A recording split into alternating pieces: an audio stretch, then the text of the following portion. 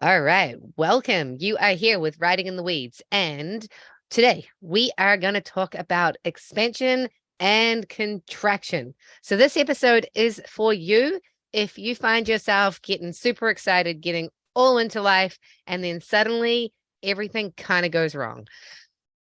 This is Jenny and Tash, and we are Riding in the Weeds, where we take our experiences of working with people on bikes, working with animals, and just living our lives, being business owners, and share the lessons that we've come up with that help us and hopefully will help you get through when you get in the weeds and you want to ride back out of them again. Hey, Jenny. Hey, Tosh, how are you? I'm doing pretty good. Awesome. I'm excited to do this episode. Yeah, absolutely. I feel like I've been on the roller coaster lately. So I feel like this is a super appropriate time to talk about the expansion and the contraction. My life has been going fast. I have been through some crazy experiences, and I definitely feel like I am in a place where I've got some good thoughts around what expansion and contraction is and how we come out of it and how we actually be okay with being in it as well. Yeah, I feel like I have bumped up against this a lot recently, and that's why I think it's just such a relevant topic because it's normal, right? Like expansion, when you are trying to level up and trying to get into the next level of something, no matter where it is in your life, bikes, horses, your yoga practice, artwork, regular business job, life, self-improvement, or anything. Every time you sort of peel back that next layer and take a step up, there's going to be some contraction. I think I first noticed it when I would do a really cool workshop or something, and I would have this amazing experience, and I would come home and the next 4 days were terrible. I can't even tell you exactly what would go wrong, but it would just be horrible. And I finally realized that it was just the drop after that massive amount of expansion. And it seems the more expansion you go through in a short period of time, the harder the contraction phase is going to be. But again, it's normal. And if you're prepared for that, then it's not difficult to deal with. It's so true. And I guess we have two options in life, right? I think of it like it's a video game or Duolingo. I'm learning Spanish right now. And if I stay at the same level, then I can keep earning those XP points and they keep going up. But as soon as I level up, the exercises get harder. And I have to go through that whole learning phase again. And I think you have two choices. We can stay where we are and you can just accept that that's where you are, or you can constantly be pushing to that next level. And I think this is a really important topic to talk about because when I'm teaching people to mountain bike, I start my lesson by talking about the contraction and the expansion.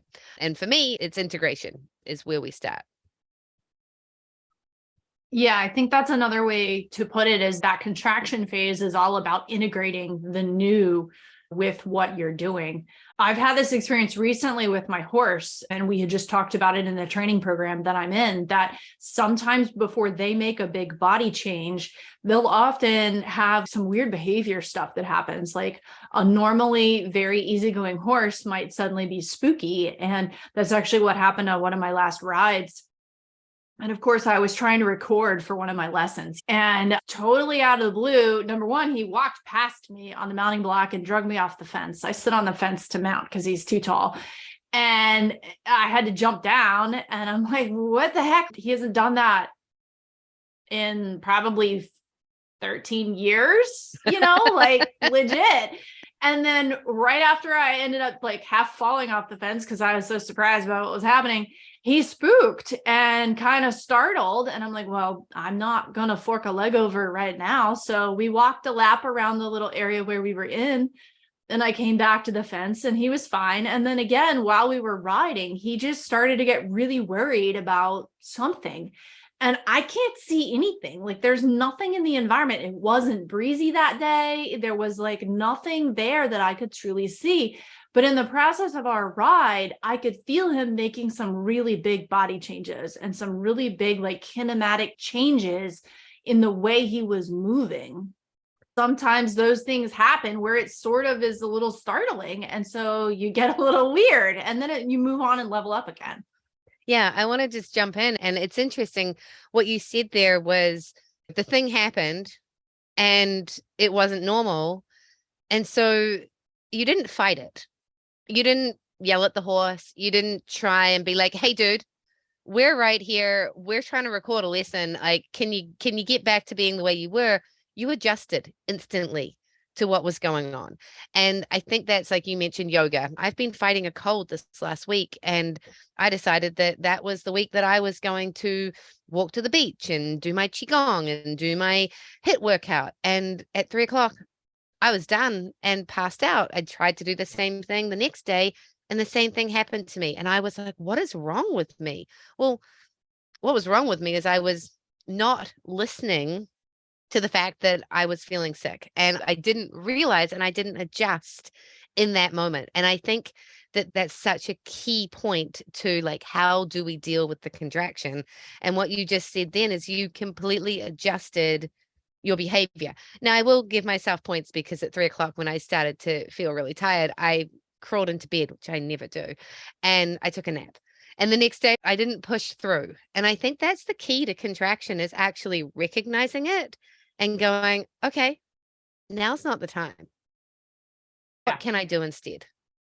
That was the thing, is I was a little confused with my horse because that is not normal. I mean, yes, he can be spooky, but it was such a strange situation. And I was very grateful we had actually discussed this in the training I was doing earlier in the week. So it was like fresh on my mind. So I probably was able to adapt faster than normal. But you're right that we make this wrong so often and we push through because we think that the upward line has to be linear, and it's not. And I see this in the sort of workout culture a lot.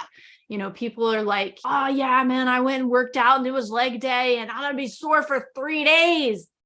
I'm like, wait a minute, you just injured yourself. If your muscles are sore to that degree, you know, I can't walk, then you have injured your muscles. That's the thing about the contraction, is we need to respect it. And if your body is telling you this is too much, then you're going to set yourself back by doing that. Yeah, absolutely. I think exactly as you say, it's like our culture to just push through, push through, push through. And if we don't understand that, like with every expansion, it is natural. I was talking to our contractor who is building our septic tank, and they're building concrete blocks, right? And I said to him, because he's having some issues, he's this young kid and he is pushing so hard to make his life better. And it's so admirable to watch and so cool to support. And I sent him a message the other day. I'm like, it's like concrete. You lay the blocks and you put all this concrete in, and then you come back and the concrete got smaller. Like, it expands to fill the space, and then it dries and it contracts. And then you have to see whether it's worked and whether it's right. And if it hasn't, you have to add more concrete. But you always have to use more concrete than you think you're going to in order to allow for the fact it's going to contract. There are a million different examples in nature that naturally it expands, it contracts, it expands, and it contracts. And why we think that it's any different for us is We're such a exempt. Yeah. humans, we're exempt from nature. Like, no, it doesn't happen, right? Like, you go on a diet and it's going to be super easy. You're going to lose weight and then there's no way that you'll gain it back, and I guess that kind of feels like the opposite. You contract and then you expand, but it's still It's still the same process, though. You're it's absolutely right. Like, it's not linear. No, and I was reading something, my friend posted it on Facebook, and it was, there's only one thing you can control, and that's the internal. You cannot control the external. And if you try, you will just be constantly frustrated.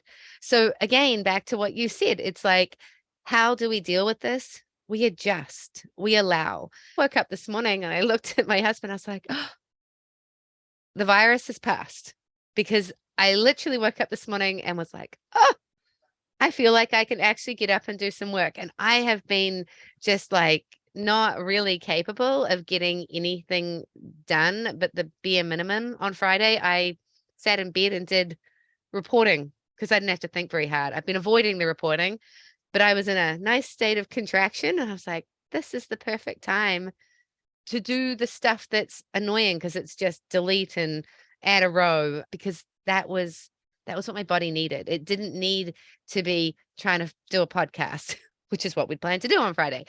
It didn't need to go and do a workout. It needed to allow for that moment of contraction so that we're ready for the expansion. But if we're always pushing through the contraction, we actually don't get to expand. Yeah. It hinders our capacity to keep expanding at that point. And we have to respect that sort of ebb and flow of what comes and goes. And I don't think that our culture normalizes that enough, but there's no way around it. Like nothing blooms all the time. Like it just doesn't happen. It's not possible. Everything has a timing. And the same is true with whatever goals we have, that everything has a timing. And on the way to the goal, you're going to expand and contract. Like that will be what happens. And sometimes that contraction might feel like a mistake or an error. Talking about working on a diet, it might feel like, oh crap, I slipped up and I did something that doesn't align with my goal. But that's also still okay. As long as you maintain the focus and the awareness of the goal and respect the contraction times, like you said, like sitting in bed on the computer doesn't necessarily serve your exercise goals, but your body needed the rest day. So you take it. And when you learn to listen to that internal voice, then it becomes easier and easier to just respect those periods of contraction and just be okay with it. And the more okay you can be with it, then the easier it's going to be to get through it. Back to that as well. I probably could have just not worked on Friday, but that kind of wasn't okay with me because I'd been so ineffective all week. And if I'd really been respecting the contraction, I would have tried to sleep a little bit more. But my brain was like, I want to do something. So I found the easiest thing. It's something that I always talk about when I start a bike lesson. Like my map your trail method is that we start with our balance, which is figuring out what the goal is that we're doing, right? Like, what is the balance? Why am I here? And whether you're learning to ride a bike, whether you're starting a new project, like it doesn't matter in life everywhere. Like, where is your balance, right? And then the second one is how fast or slow do I need to go to get there? On your own bike, it's literally braking. But in life, if we're thinking about the speed, that allows that contraction, that instantly gives us permission to contract for the amount of time that we've allowed. Because if we've got 6 weeks or we've got 6 months or we've got 6 days or we've got 6 minutes, we're now allowing for, okay, we can expand, we can contract. Then we figure out our direction control based on the first 2 pieces. From there, we pick the line. And that's exactly as you said, it's like the trajectory, it's the focus, it's the how are we going to get there? Okay, 2 steps forward, 1 step back. How am I going to manage the fact that there is going to be this contraction? Then from there, we can find our flow, right? And then there's the integration. And if you don't allow for the integration, then you're going to do a clinic on how to corner. And suddenly you're going to get all these tips and you're going to go out and you're going to ride your bike and you're going to nail those corners and be like, oh my God, thank you. That was awesome. And then you're going to go out for the ride the next day and you're going to totally flub all those corners. You'd be like, oh, I guess I forgot everything I learned. No, you got a little bit better. I see it really, really intensely with people that are really good bikers and have been doing it for a long time, but they're just missing the key pieces. So you tweak a couple of screws and they go from 0 to 100 very quickly versus that first time beginner that's never really done it before. It's a lot easier for them because they know where they are. Whereas when you're super experienced at something, regardless of what it is, you feel like you should already be there. So when you get the result you're looking for, you're like, yeah, I did it, right? Solve that problem. Let's go. I don't have to deal with that anymore. And then sure enough, you're right back in the weeds dealing with the same pile of shit again. And I was actually thinking about it the other day. I was like, a really good reel would be like, this is life. You ride to the top of the hill and then you roll back down again. And then you ride to the top of the hill and then you roll back down again.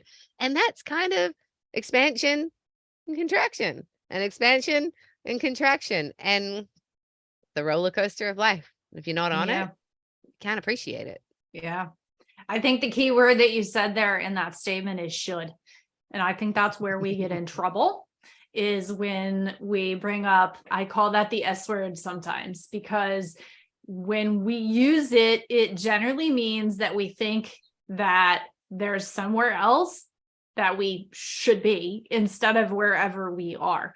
And that's where we get into trouble. And it happens, I think, the most in those contraction phases. Of people who often have the most experience in that, whatever it is, are the ones that tend to shove themselves the hardest, because they believe that they either shouldn't have to deal with whatever they're going through, or that they're better than that, or that they've worked past that problem. And the way that I look at it is, to me, you're always building on the foundation. It doesn't even matter whatever advanced maneuvers you get in the horse world. When you're looking at dressage or some very high level type of competition, if you don't keep building the foundation of your basics, it won't support you at the top. You can't just jump to the top maneuvers. It doesn't work. You have to have the foundation. And every time you add a layer to the top, you need to expand your foundation again. And so that's where that contraction comes in, is, hey, wait, like, oh, you need to add another block or two to your foundation to support all of that advanced work up in the higher levels. And we just get into so much trouble when the S word comes out. That's sort of a red flag for me, is if I start saying the S word, it's like, I need to stop and figure out what's going on and why I believe there's somewhere else I need to be than where I am right now. And if I can check in and figure out what's going on, and then just say, all right, like, this is where I am. Like, maybe it's not perfect, but this is where I am right now. And I've found the more I let go of that, the easier it is. There's been periods of time where, especially back when I was working a full-time office job, my horse got worked once a month in our lesson. When the instructor showed up once a month, that's when he got an hour of work. And I don't condone that, because it's not good for our pets to stand around that much and not do anything to serve their bodies. But you know what was crazy is he wasn't losing what we did, because the quality of our work was such that he was maintaining things through that process, even if it was only a once a month hour long session. And if I got upset and started beating myself up and thinking we should be doing something else, that's when we would lose the progress. And that's when things would start to fall apart. And so if I just threw up my hands and said, this is where we are in life right now, accepting what I was getting, because his behavior wasn't always great because he wasn't getting worked. But as long as I just accepted that that was a consequence of what was going on, then we continued to make progress. But it was when I had some other idea that I should be doing something else, or that I'm not as good of a rider because I should be doing it differently, then that's when I would get into trouble. And as long as I took care of that, we were fine. Well, and I think too, we don't see the nudges. Like lately, I've been getting some really clear nudges from, or answers, or however you want to think about it. We keep making decisions and we're like, oh, well, do we need to build a septic on our property? Well, we don't need that. The septic guy comes. Well, as soon as we had that conversation, the next time we called the septic guy, he was like, I'm not coming for less than 4 people. We're like, huh, well, that's not going to work when we're on our property by ourselves, is it? We should probably build a septic. And it's like I was relying on the laundry lady that would come and get my stuff and take it away and bring it back. She wasn't able to do that anymore. And it's like, oh, well, I should probably think about making sure there's a place for me to get a laundry machine. And then we're like, do we start the process for power, or do we do solar power? As soon as we move onto our property, solar power panels go down. And now I'm dealing with a power issue literally right after the conversation. That's like, which way should we go here? And when you're open to receiving, it's actually pretty clear what those lessons are. We're away for a couple of days purely because we have no power. So we needed to go for a drive and power up the camper so that we've got another 2 weeks of power in the camper, because we kept on having to plug in the truck in order to power the lights. And it's like, well, we were wondering whether we could leave the property and go away for a couple of days. Now we actually don't have a choice. We could afford it. We could have done something else, but instead it's like, how can we use this to our benefit? How can we take this contraction space and, again, not try to control it? When you're on a bike, you're riding that skinny and your bike wants to go in a different direction, you got two options. You can fight it and then you're going to crash, or you can allow yourself to go the way the bike wants to go. And when you go the way the bike wants to go, generally it works out exactly how it needs to, and then you can correct. But when we try and fight what's obviously happening, like, I'm going to fall off the skinny, I'm going to fall off the skinny. No, I'm not. Oh, now I crash big. Versus, okay, you know what? Where's the safe spot for me to exit? How do I get off safely? And then I'll readjust and I'll try again. And when we do that, it always works out better than when we try and fight it. I love that about just pivoting with whatever, instead of resisting or saying whether the decision is really the right one or not. You pivot in the moment and allow that contraction and allow that space of maybe things not looking, quote, perfect, but perfect is a perception anyway. So again, it's just like the should word, like, what is perfect? And if you just allow it to be what it is and then keep readjusting, it's like sailing or being on the water. The water and the wind can move you around. And if you don't keep adjusting your sails and adjusting the rudder, you won't get where you want to go, but you have to adjust. You cannot force to stay where you were with whatever trim and all that you have. It's not going to work. And it's the same with riding bikes. It's the same with riding horses. Like, those forces are going to affect you physically, and you just have to keep adjusting. And life is really no different. I think it's a little bit more difficult because it's not as straightforward. And it's sometimes, even with the horses and with bikes and things, it's a lot easier to blame the equipment or the animal and say, well, they weren't doing something right or whatever, when you didn't hold your center and you didn't hold your balance and keep adjusting. Often it isn't going the way you want it to. And where did we get the idea it was going to? Where did we get the idea that we were in charge, right? Like, we're in charge of the direction we want to go and we're in charge of the focus. But the moment that you want to do something different, why on earth did I get a puppy, right? Why on earth would anyone have children? Why would you change out of a job that's perfectly fine and go and do a new one? Like, when something is working, why mess with it? Because how do you feel, right? And when you don't feel good, when you feel like you're missing something, or, you're ready for a new challenge, it's about that center, right? Okay, what is the purpose of this? And where is the joy? Like, we didn't have our puppy for 3 weeks because he was at dog training. It was really peaceful. And then it got really lonely.